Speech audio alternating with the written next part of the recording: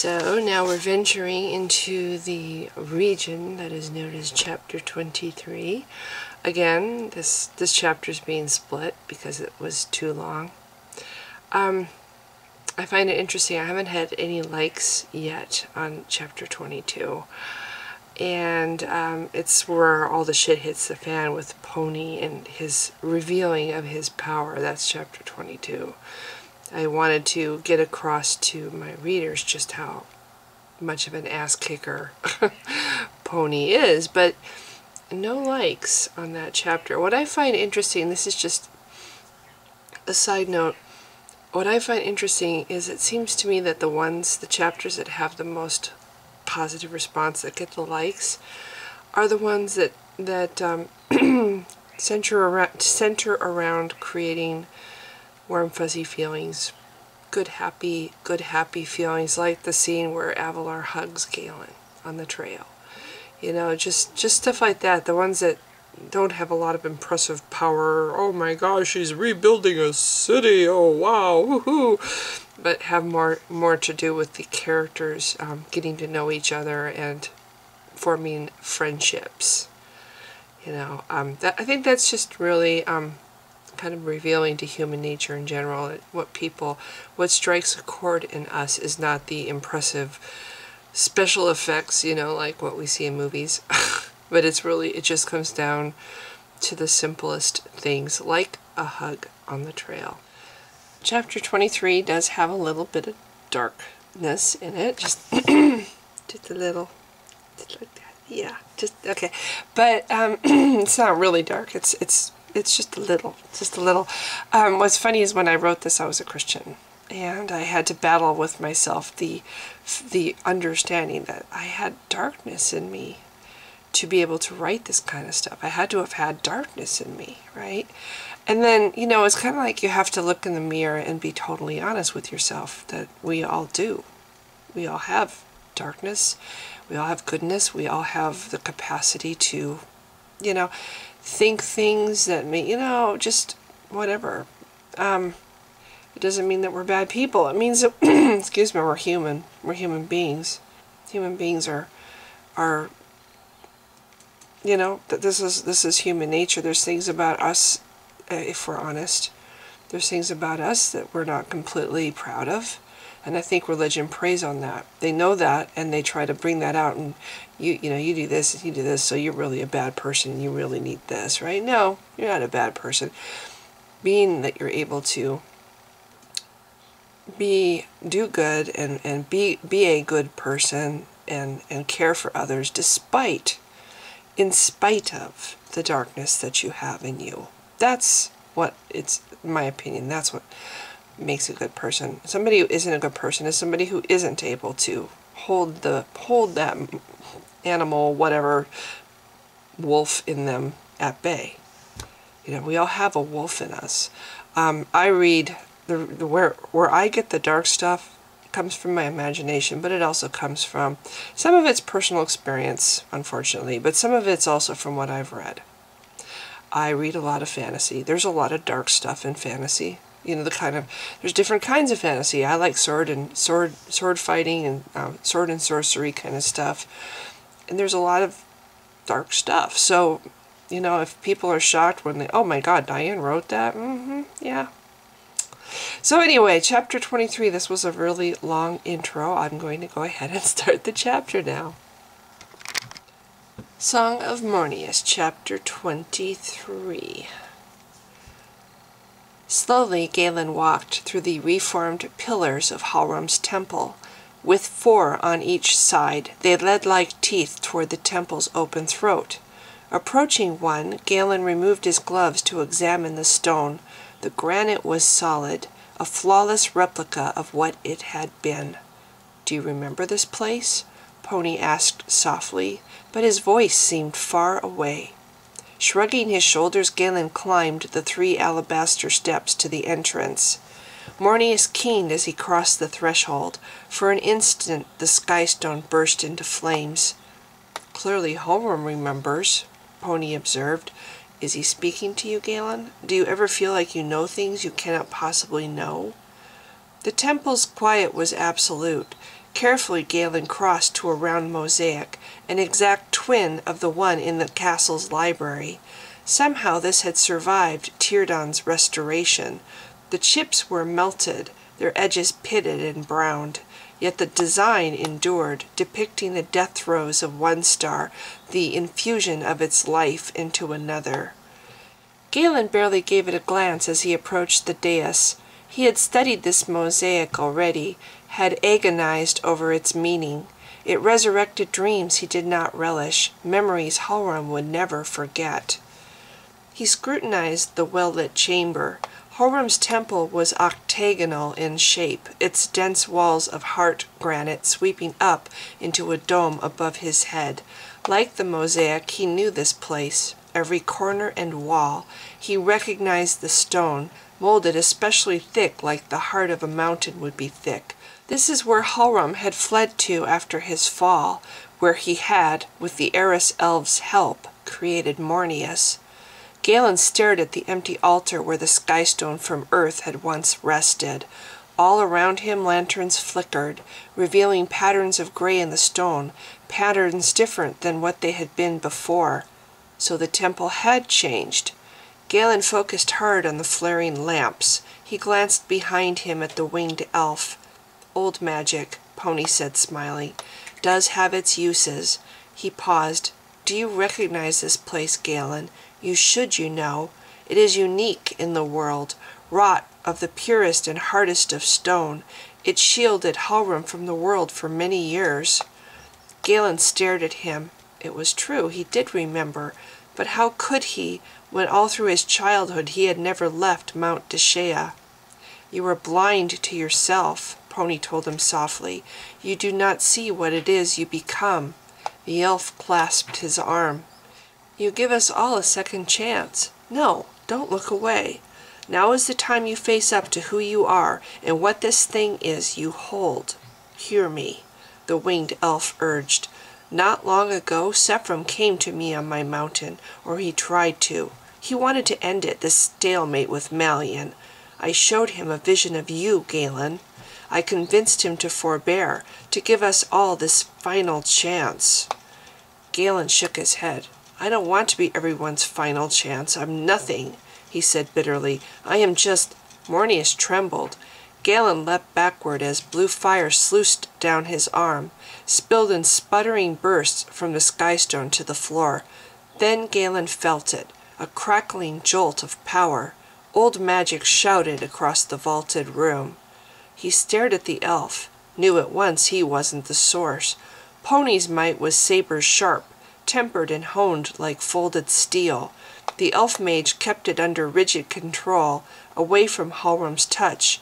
No, this was power unmastered and raw, like Avalar's. Giant magic. It jangled his nerves, ached in his jaws. Magic pounded around him and through him, striving like a lance to pierce his heart. Galen straightened. He lifted his staff and turned. A giant strode across the dais toward him, a being with flesh that screamed with power, enough magic to fill the world. He moved with the grace of a dancer, the incontestable force of the sea. Glowering midnight beneath his heavy brows, the giant stopped at the platform's edge, right fist upon the pommel of his sword. "This is Grevelin Mistivir," Pony said, "warrior for the north. He wishes to confront you when we are through." "Confront me?" Galen stared at the giant, at a strength ready and eager to rip him apart. The poisonous glare he received was enough alone to shock his heart into stillness, to drive him back into the catatonic numbness he had fled to as a child. Yet Mornius sustained him. He faced the giant, standing erect as if his terror did not exist. "This is the thing I mentioned before," Pony was saying. "The very thing you must endure if Avalar is to stay with you." Grevelin scowled back. Like Pony, his arms were bare, the black jerkin beneath his mail barely visible. White fur hung in ribbons from his high black boots, each from a Sundercon kill. He held himself rigid, a creature of power, untouchable in his strength, yet tormented by memories as savage as war. An avatar of magic, he stood unbeaten. his cocked, massive arms laced with old scars. Pony watched and waited, his violet eyes intense beneath his slanted white brows. Giants cannot hide their feelings, he said. Grevelin spent his youth as a slave, tormented by human wizards. You are his foe, Galen, a walking menace he yearns to destroy, yet he withholds for my sake, because he knows I wish it. I am his friend bond. That means naught to you, I know, but respect it. It is keeping you alive. Galen gritted his teeth. In his hand Mornius thrummed frantically, its gem flashing in a heated rhythm with the giant's angry heart. Pony focused on the skystone, then his gaze found Galen's. You must also withhold, Galen Laval. Grevelin is in his prime. He has been this age for over 300 years now, and his flesh has gathered much power. If you are not careful, Haram's touch could kill him. Galen stared at his feet. This was Grevelin Mistivir, father of the giant who was his friend. Avalar had spoken of him with affection and pride in her voice, the love of a child for her father. He fingered his staff. All his life he had wished for that, for the kind of love she knew. Now it glared down as if he were vermin, trembling with desire to crush out his life, when he had done nothing but be born to the wrong father. I am no mage, he said. Unexpected anger surged through his tone, or a slaver. I don't deserve this. It matters not. You are human and you wield magic. Pony stepped quickly between him and the giant, standing so he could see them both. It is unwise, his voice cut like a dirk, to question Grevelin's feelings. Whether you deserve them matters little if you are dead. If I am dead? Eyes burning, Galen lifted his gaze to the giant's black scowl, to the face so much like Avalar's. Is that what you want? To kill me? Lines of pain marked Grevelin's face above his rigid red-gray beard. Galen, meeting his stare, saw glints of frustration behind the fierce black eyes. Galen turned to the elf. You said your friendship is keeping me alive. How? Are you restraining him somehow? If that's what you're doing, please stop. This is Avalar's father. I trust him. Pony's eyes darkened. White fire sprang from his palms to strike the floor. He opened his mouth, closed it, then finally managed words. I would never presume. Then he stopped. Slowly the fire ebbed from his eyes. With a sigh he retracted his power. Pardon me, Galen, he breathed. I forget who you are.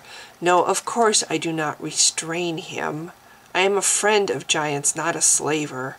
Slowly he shook his head. My mind voice calms him, that is all. Galen forced himself to approach the giant. He could not breathe, could barely stand. Even Mornius pulsed as though in fear. If he wishes to confront me, let him. Let's get it over with. Bethink you, staff wielder. Grevelin. Pony broke off to stare at his friend. After a moment, he dropped his arm, breaking the link between them. With a throaty snarl, Grevelin charged. Galen closed his eyes. Death was better, he decided, than to exist as everyone's hope. He would fight with his staff, do anything for Tarek, but save the world? That's what men did who were not cowards. Crushing hands swept him up, shoved him hard against the wall. The giant's grasp constricted. Pressure forced open his hands, sent Mornius clattering to the floor. With a slow, wheezing hiss, Galen strained for air. As if from a great distance he heard Pony yell, Grevelin, no! Galen wrenched his eyes open, found himself lifted above Grevelin's head and pressed against the wall. A human-sized blade set under his chin. Through a blur of swift tears, Galen saw Avalar's face, the same wide-spaced eyes and gentle smile. His heart ached for her father, for the torment in his heart. What did they do to you? He asked softly. Tears streamed his face as he blinked hard to focus. The sword's bright edge bit his throat. What did those bastards do? To make you so angry? What did they do? Grevelin's gaze drove into him, bearing the long scars of his soul. The giant's eyes flared wide. They were gray, not black, like mist above the sea. "It is sooth," Grevelin murmured. "This human does not drain my magic. His power comes not from me." Pony dropped his head in relief as he tapped his staff's crystal heel on the floor beside his foot. "You are correct, Grev. Galen knows not of your magic, or any magic. He holds warder's fire, as I do. That is all." For a long, tense moment, Grevelin stared at Pony, his breath whistling through his nostrils. Then his sword wavered. He raised his head, turned his ancient gaze to Galen. "If you are not—" He broke off. His heavy brows knotted as he tried again. "Pardon me. I am not the giant I once was. Have I harmed you?" Galen forced a smile and shook his head. "I'm getting used to this," he said. "When we first met, Avalar tested me too, though she, never held a sword to my neck." Glimmers of humor softened Grevelin's eyes. Galen snatched air into his lungs as the giant set him down. "Yes, well," said Grevelin. "She has a soft heart, like Alacia, her mother. I know not how she will manage as a warrior." "Last night she managed." Carefully Galen stepped clear of the giant's massive sword. "She saved my life." Grevelin nodded. "There is warmth in your voice when you speak of her. I see friendship light your eyes. Pony has said your magic is not a threat, yet your magic is not my fear. You are a human. Your time to live is naught but a tiny ripple on the sea that is a giant's life. If she should bond with you, that would shorten her life, and she is precious. I would—" "No, Grev." Pony strode between them and turned. "Now is not the time to warn him of such things he cannot help. Your transition is close, Galen, and I see you are terrified. I am here to answer your questions. Name the things you fear." Galen licked his lips. "Being helpless," he said softly, staring down at his feet. "I vowed never to not let it happen again." He stopped. Memories rose from a well of pure darkness, visions his wounded mind struggled to block. He closed his eyes as the room spun. "Yes?" Pony's voice, when it came, was very soft. "There is nothing I have not seen, Galen Laval. There is nothing I have not heard." Slowly Galen knelt beside the dais, laying his staff beside him. "I don't know," he said softly. "You haven't heard this." He huddled over his knees, staring at the damaged mosaic before him. "I'm not allowed to speak of it," he whispered. "I deserved it. My mother deserved it. She loved someone else, and he found out. I was that other man's child, and he found out that too. Seth Laval. He found out." His voice trembled in his throat. Beside him, Mornius flashed with a sudden fury. "No." With a fluid motion, Pony seated himself, arranging his back to block Galen's view of the mosaic. "Not with your words." He lifted his crystal staff, held it horizontal to the floor between them. "Touch it," Pony said. "Your mind will show me. Can you remember it for me?" Galen stared as the crystal between Pony's knees and his own went black, reflecting his past, the dark shadows of his childhood. Again he saw the forest around the house where he was raised. As he watched, the walls pulled open, dragging him in. He struggled in vain against the hands of his eldest stepbrother. Mitchie held him by the throat, pressed him hard into a chair. In front of him the scene he dreaded most of all played itself out again in graphic detail, the nightmare he had strove ever since to block. Seth Laval stood beside the food room's table, roy stains spattered on his worn smithy's vest. On the table before him the woman sobbed and moved weakly, her limbs spread, her wrists and ankles tied. "No!" Galen thrashed against his stepbrother's hands, strained with all his might to get to his mother. In helpless horror he watched the jagged knife in Seth Laval's hands turn bloody as he worked it down her torso with a rough, sawing motion. Through the wisps of emerging steam there came a soft popping of bone as he reached in with both hands and pulled her apart. Together his stepbrothers had dragged him forward then, kicking and screaming, forward to be snatched up by the smithy's dripping hands. Galen felt himself sobbing. He was being smashed face down inside his dying mother, until his forehead pressed hard against her quivering heart. "Take him back!" roared the big man's voice. "Take him back, you bitch! Take him back!" "No!" Frantic, Galen surged against Pony's hands, sobbing wildly. The hands he fought were impossibly strong, holding him still though he fought with all his strength. "She died to protect me!" Galen cried. "Because of me!" "No!" he screamed again. "Easy," Pony said softly. "It is a memory, Galen, a memory no child could ever deserve." He paused. "I see now that you view Halram as just another Seth Laval, a cruel bully seeking to remove you from existence. What you witnessed that day as a child is what Halram must endure every day. Malian is like your stepfather. He kills in the same cruel way, only he does it over and over. Halram sees it happen. He might not show you this, but he does, through the link all warders share. Across the universe there are many warders, Galen Laval, and all of them feel these unnatural deaths. Malian grows too powerful. He creates pain and death, not darkness as he was meant to. Galen, he must be stopped." Galen gritted his teeth. He could barely hear the elf. Never would he forget his mother's agonized screams, her look of horror and loathing as Seth Laval cut her. "Her death wasn't enough," he whispered, staring. "He wanted to keep hurting her, so he did it through me." He focused on the past. He remembered the stench of his mother's corpse as it lay rotting on the woodpile, the orbless stare of her crow-pecked sockets as day after day he, and he alone, was forced to fetch the wood. "When he was through with me, his sons took over," Galen heard himself saying.